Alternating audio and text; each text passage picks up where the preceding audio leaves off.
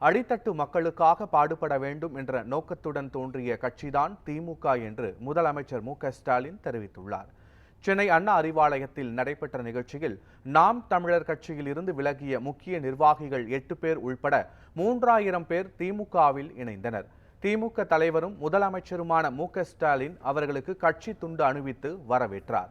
அப்போது முதலமைச்சருக்கு பெரியார் சிலை பரிசளிக்கப்பட்டது. பின்னர் பேசிய முதலமைச்சர் மு.க.ஸ்டாலின் திராவிடத்துக்கு எதிராக பேசுபவர்களை மக்கள் ஆதரிக்க மாட்டார்கள் என்று கூறினார். பவள விழா கண்ட இயக்கம் திமுக நேற்று முளைத்த காளான் அல்ல என்று தெரிவித்த அவர், ஏழைகளுக்கு தொண்டாற்ற வேண்டும் என்ற நோக்கத்தோடு தொடங்கப்பட்டுள்ளது என்று கூறினார். தொடங்கிய உடனேயே ஆட்சிக்கு வருகிறோம் என்று சிலர் கனவு காண்பதாகவும், 7வது முறையாக திமுக தமிழ்நாட்டில் நிச்சயம் ஆட்சி அமைக்கும் என்றும் முதலமைச்சர் மு.க.ஸ்டாலின் நம்பிக்கை தெரிவித்துள்ளார். அண்ணா மறைவுக்கு பிறகு கலைஞர் அவர்கள் ஆட்சி பொறுப்பேற்றார். கலைஞர் அவர்கள் 5 முறை முதலமைச்சராக தமிழ்நாட்டின் ஆட்சி பொறுப்பிலிருந்து ஆட்சியை நடத்தி காட்டியிருக்கிறார். அதற்கு பின்னால் 6வது முறையாக இந்த ஸ்டாலின், முத்துவேல் கருணாநிதி ஸ்டாலின் உங்களால், தமிழ்நாட்டு மக்களால் அங்கீகரிக்கப்பட்டு இன்றைக்கு நான் முதலமைச்சராக தேர்ந்தெடுக்கப்பட்டு இன்றைக்கு நம்முடைய ஆட்சி திராவிட மாடல் ஆட்சியாக நடந்து கொண்டிருக்கிறது.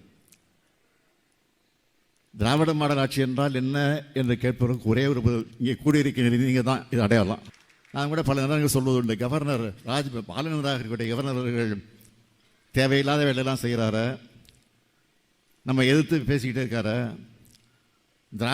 திராவிடங்கிற சொல்லுக்கு எதிர்ப்பதமாக பேசிக்கிட்டு இருக்கிறாரு, ஆரியத்துக்கு ஆதரவாக பேசிக்கிட்டு இருக்கிறாரு, இப்படி மதத்தை மையமாக வச்சு பேசிகிட்டு இருக்கிறாரு என்னெல்லாம் வருத்தப்படுவது உண்டு. பேசட்டும், அவர் பேச பேச தான் நமக்கு ஆதரவு ஜாஸ்தி ஆகுது.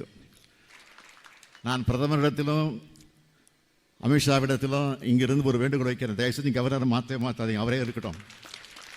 அரசு நிகழ்ச்சிகள், கட்சி நிகழ்ச்சிகள் மட்டுமல்ல, செல்லுகிற வழியெல்லாம் சாலையின் இருமுறைகளும் மக்களை சந்திக்கிறேன். பெண்கள், ஆண்கள், இளைஞர்கள், முதியவர்கள் வரிசையாக நின்று கொண்டு இரு பக்கம் நின்று கொண்டு என்னை வரவேற்க அந்த காட்சியை பார்க்கிற போது மீண்டும் சொல்கிறேன், 7வது முறையாக நிச்சயமாக திராவிட முன்னேற்ற கழகம் தான் ஆட்சிக்கு வரும் என்ற அந்த உறுதி இந்த நேரத்தில் எடுத்து சொல்கிறேன்.